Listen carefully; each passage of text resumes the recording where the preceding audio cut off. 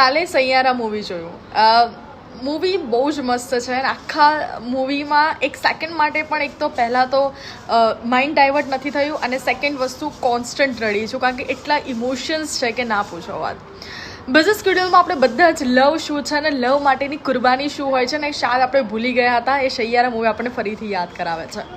Second most important message જે આપણા યંગસ્ટર્સને શીખવાડે છે કે જ્યારે એઝ અ કપલ તમે બોય એન્ડ ગર્લ જ્યારે સાથે આવો છો ત્યારે મેઇન તમારી પ્રાયોરિટી એવું હોય છે કે ખાલી આપણે એકબીજા જોડે રહીએ, વાતો કરીએ, ફરીએ ને એ બધું. જ્યારે આ મૂવીમાં કીધું છે કે કદાચ હું તારી સાથે રહેત ને, બહુ ગલે મસ્ત કીધું છે કે મારે તને એ સ્ટાર સુધી પહોંચે ને એ તને જોવો હતો અને કદાચ હું તારી પાસે રહેત ને તો તું ત્યાં સુધી ના પહોંચી શકત અને એટલા માટે ગર્લ એનાથી દૂર થઈ જાય છે કે એને ખબર છે કે એનાથી દૂર થશે તો જ એના કામ ઉપર કે બધી જગ્યાએ ફોકસ કરી શકશે.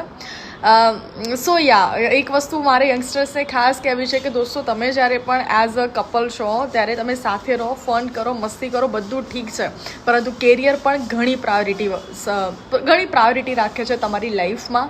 અને મસ્ટ વોચ મૂવી યંગસ્ટર્સ તો જોવા જશે જ કારણ કે થિયેટર હાઉસફુલ થઈ રહ્યા છે. અને સેકન્ડ વસ્તુ એ મને ખબર પડી કે તમે જોયું હશે કે આ મૂવીનું કદાચ માર્કેટિંગ મેં શાયદ ઘણું એટલું નથી જોયું અથવા તો કોઈ શોમાં જઈને એમને માર્કેટિંગ નથી કર્યું, પરંતુ વસ્તુ એ છે કે જો તમે સારું કરી રહ્યા છો ને કોઈ તમારે માર્કેટિંગની જરૂરત નથી. ઓટોમેટિકલી જે વસ્તુ જે છે એ face to face verbally transfer થવાની છે. જેમ કે હું આજે તમને કહી રહી છું કે મૂવી જોવા જજો, તમે બીજા કોઈને કહેશો તો કોઈ પણ વસ્તુ જો તમે સારી જોવો જ છો તેને માર્કેટિંગની કોઈ ખાસ જરૂર રહેતી નથી. તો મસ્ટ વોચ સૈયારા મૂવી મને સ્પેશિયલી બહુ જ ગમ્યું છે.